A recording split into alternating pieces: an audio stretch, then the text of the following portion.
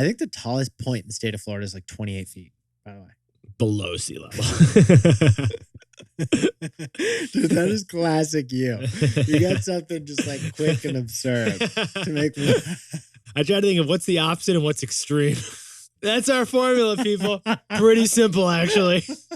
Jack and I look at what's the opposite of what you'd expect, and then we blow it up. All right, here we go. 3, 2. This is Jack. No, it's a Nick. Here we go. 3, 2. This is Nick. This is Jack. It's Friday, the real Friday, August 19th, and today's pod is the best one yet. It's a T-Boy, baby. Oh, yes, it is. More than any other pod, more than any pod we've ever done, it's a total T-Boy. By far. First story, what do we got? While we're on vacation the next 2 weeks, Game of Thrones and Lord of the Rings are relaunching new series. But one number tells us everything that we want to know, and that number, budgets. For our second story, Estée Lauder's makeup sales reveal something strange about this economy. Jack, it's time for us to talk about the lipstick index. Our third and final story. Elon Musk wants to buy Manchester United. He does. Actually, he was just kidding. Well, you know what isn't a joke? Manchester United's valuation. But before we hit that wonderful mix, Yetis. No one is doing this mix in the entire news industry, Jack. We're the only people doing this mix today. We guarantee it. Ish. Kinda, we're sure. Yetis, run over to Nike's headquarters and knock on the door. Everyone is MIA. Open the door at any Nike office worldwide today. Nobody's home. You send an email to anyone at Nike worldwide today, you're gonna get an out of office. Nike is supposed to just do it. But the whole company is just doing a vacation. That's right, Yetis. Nike is trying out a new thing. Yeah. Summer break. It's a week long and everyone has to take it. Nike, they shut down their whole office this entire week. Not too shabby. If LeBron shows up demanding a new headband, he's going to have to band it himself. Tiger Woods, you got to tie your own shoes today, buddy. It's unprecedented. No, there is no precedent, Jack. And Nike's not the only company demanding that all hands be off deck. Bumble shuts the whole office for a whole summer week. LinkedIn locks out the whole office for a whole summer week. And this podcast, we're muting our microphones for the next 2 weeks. I am loving this mandatory rest and relaxation. Yetis, we're going to miss you. This is our last pod until Tuesday, September 6th. I'm faring off to Block Island. Yeah, Jack's going to the smallest place on the smallest state. And Nick is flying over to Italy. Besties, if you got a good gelato spot in Milan, per favore, let us know. We are going to miss you until we see you again on Labor Day. But Jack and I, every summer, we got to rest our vocal cords. Every summer, we take a moment to relax our larynxes. Every summer, we got to detoxify the takeaways. Yetis, we hope you get to enjoy some vacation too, whether it's company-wide or just you. In the meantime, slap on that sunscreen. Maybe it's Trader Joe's. Jack, let's hit our 3 stories. 15 years before this song, 2 boys from the Northeast met in the dorm. They had an idea that caused a cultural storm. It's the best one yet, but the best is the norm. Jack, Nick, that's it. I don't even think they need to practice. 50%, that's a fat tip. T-Boy City on your at list. If you know, you know, cause we ready to go. We can't wait no more, so just start the show. Start the show. For our first story, in 2 weeks, while Jack and I are away, Game of Thrones and Lord of the Rings are dropping entirely new series. The budgets of these series are record-setting, and budgets reveal everything. Yeah, these Jack and I are just going to be upfront with you. August, great month for birthdays, pretty slow month for everything else. Yeah, it's not a fast news month. Like most CEOs, they're sitting in the Hamptons right now, honestly. So it's a slow time for stocks. It's a slow time for news. This is actually why we take this time of year off. But this year, it's different for one particular industry. For the TV industry. Because August is turning out to be an incredibly fast time for new TV shows. Oh, Jack, circle the calendar this Sunday, August 21st. Do you hear that? What is that? What's that coming around? It's a roar. Game of Thrones returns with House of Dragons. Jack, you're going to have to brush up on your High Valerian. If you've been asking, where are my dragons? The answer is HBO Max tomorrow. But here's the wild thing, Yetis. It's not just the Targaryens sacking King's Landing. The Hobbits have some FOMO too. 2 weeks later, September 2nd, Lord of the Rings returns with a whole new schmovie. After an 8-year hiatus, Gandalf is back. He's throwing that gown back on. You can all pass. If you've been asking, where's Precious? The answer is Amazon Prime Video. 12 weeks of rehearsal, and that's what we get, baby. And Yetis, this is big.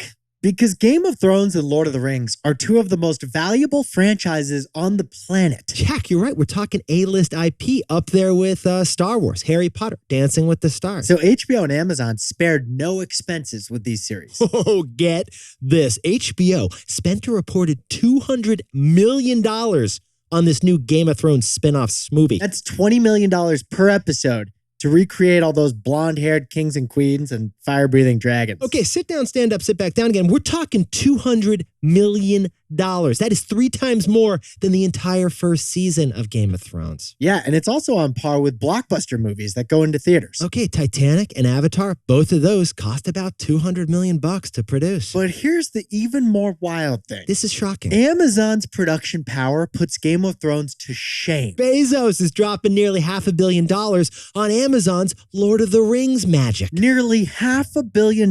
This Lord of the Rings season cost more to produce than any TV series or any movie ever. Okay, this Lord of the Rings TV series was $400 million to make. That ties it with Avengers Endgame, the blockbuster movie bigger than any movie. So much money is going into this that Ned Stark should come back from the dead and demand payment. Jack, if a real White Walker doesn't walk in our living room when we're watching this, I'm going to be disappointed. I'm going to be pissed. I'm not going to be happy. Where is my White Walker? Jon Snow, you still know nothing. So, Jack, what's the takeaway for our buddies over at Amazon and HBO? Budgets reveal everything. Yeti's both budgets are huge, but Amazon's budget, it's double HBO's, and that's key. That difference reveals everything. First, it reveals that tech companies don't need streaming to be profitable. Apple and Amazon, their goal with Apple TV Plus and Amazon Prime Video, it is brand love. Yeah, the goal for Amazon is for you to love Lord of the Rings and then associate Lord of the Rings with Amazon, the brand. But for media companies, it's different.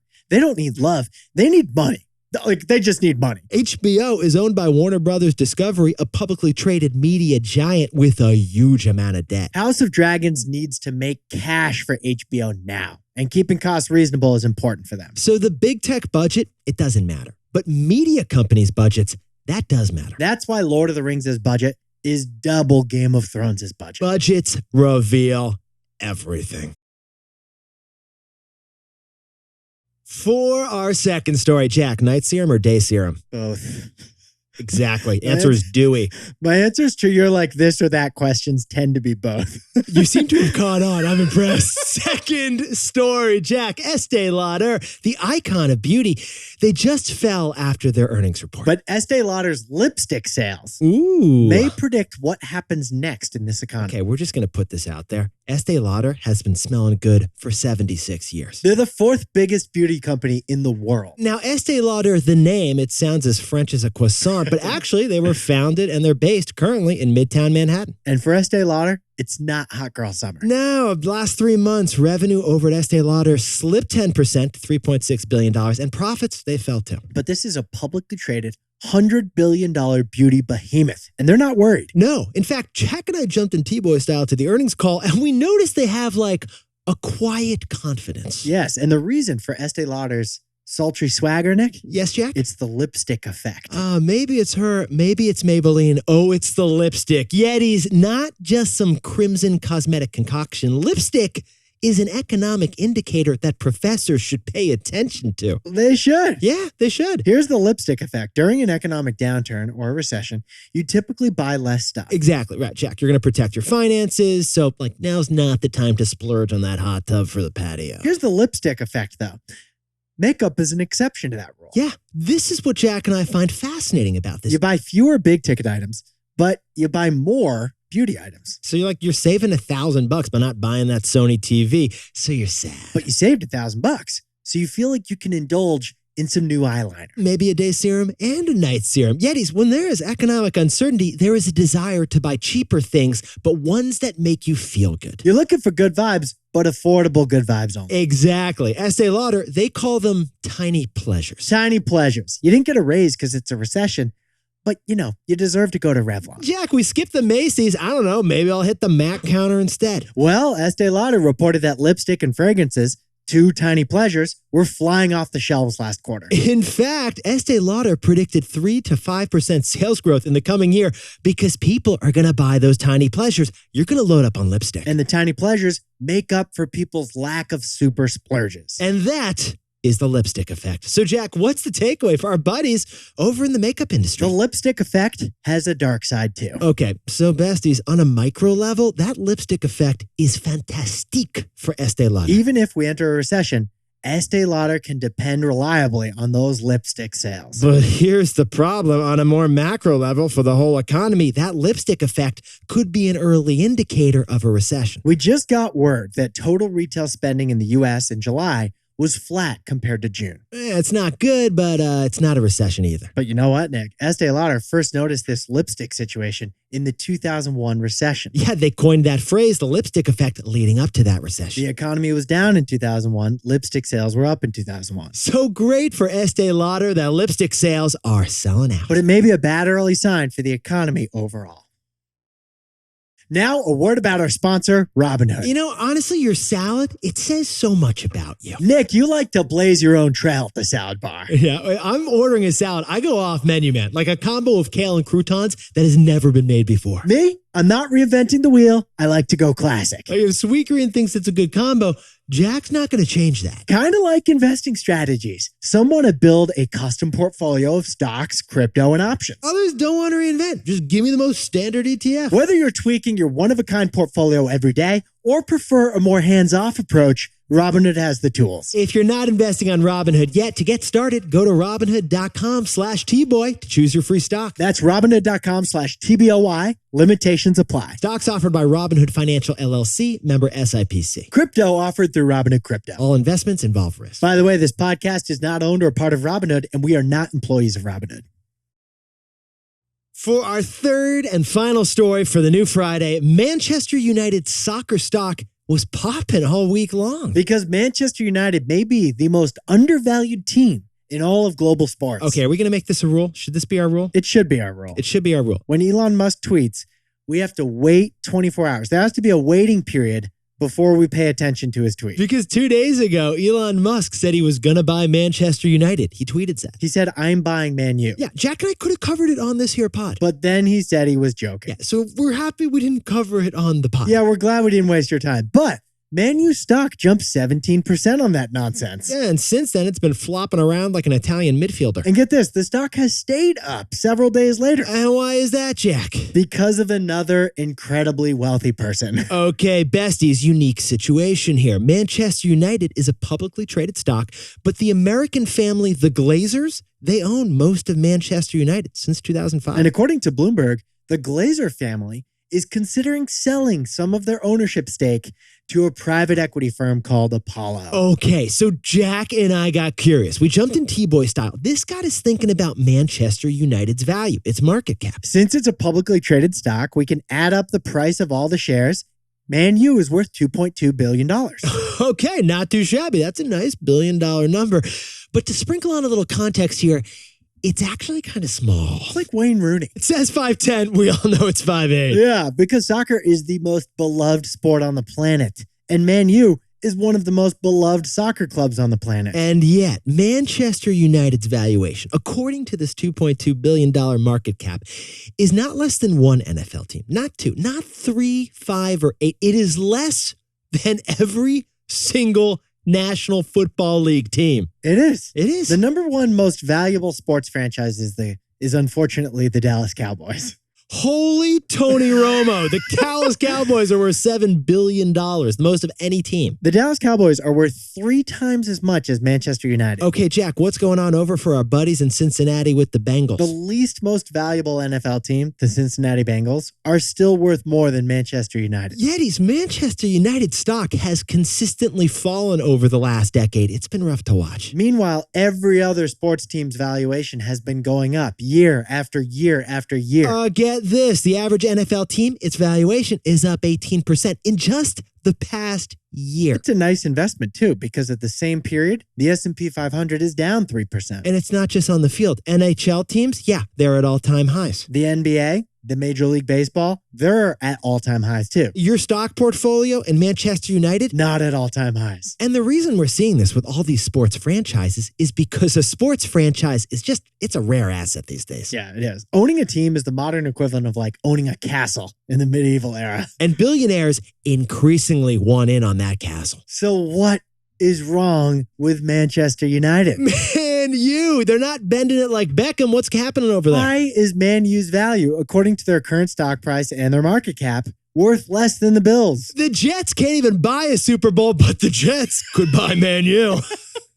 They can. So, Jack, what's the takeaway for our buddies over at Manchester United? Man U may be the most undervalued team in all of sports. Yetis, according to a whole bunch of studies Jack and I spent a lot of time looking at, Manchester United is the most recognizable sports logo on earth. And it's not just the brand that is so valuable. Look at Man U's business. Manchester United's quarterly earnings. They're bringing in about $900 a year. Jack, what are the Dallas Cowboys doing? Less than that. So Man U is more recognizable, more international, higher grossing, and yet Man U is worth a third as much as the Cowboys. That's why this private equity firm wants in. They think that Man U is an undervalued asset. The way they see it, someday Elon Musk or another billionaire will buy Man U for way more than the $2.2 billion they're investing at right now. Yetis, maybe investors just think that the Glazer family that's running it is just bad at running Manchester United. Maybe that's why the stock price is so low. But either way, Man U looks like one of the most undervalued assets in all of sports. Jack, can you whip up the takeaways for us for the last pod before vacation? Amazon is paying double for Lord of the Rings what HBO is paying for Game of Thrones. Budgets reveal everything. For our second story, Estée Lauder is experiencing spikes in lipstick sales that are common during recessions. Yeah, there's a dark economic side to the lipstick effect. Our third and final story, Elon tweet joked that he was buying Manchester United, but it got us thinking. Yeah, Man U may be the most undervalued asset in all of sports, like David Beckham's left foot or David Beckham's right foot. Or Harry Potter. Hugh Grant, Love Actually. Of course. Now, time for the best fact yet. This one sent in by Brad Cohane from lovely Port St. Lucie, Florida. Starbucks wasn't the first to pumpkin spice your life. No, the first pumpkin spice trade actually was documented a mere 3,500 years ago. Get this, the key ingredient to pumpkin spice flavor isn't pumpkin. No, apparently it's nutmeg. Nutmeg is what makes your pumpkin spice PS. And archaeologists found in clay pots on the Banda Islands in Indonesia 3,500 years ago, they found nutmeg. They did. They found nutmeg that had been traded for that, that pumpkin spice paste before the pumpkin spice. And apparently the clay pots were not from Indonesia, which implies that there were trade involved. We're talking venti-sized pots. Yeah, that beats Starbucks. And apparently even those pots were like 75% ice. Yetis, you looked fantastic all week long. Jack and I are going to miss you for the next 2 weeks. Yetis, besties, we freaking love you guys. Okay, Jack, should we maybe we whip up a little gift while we're gone? Oh, the bonus episode? Bonus episode? What do you think of that idea? Monday, the 29th, I think, we're going to drop a little something for it. You want to do a bonus episode? Let's do a bonus episode. Yetis, Jack and I got to go. We got to figure out a bonus episode. It's going to be something different. We think you'll like it. Let's whip it up. We love you guys. We'll see you in 2 weeks. Can't wait.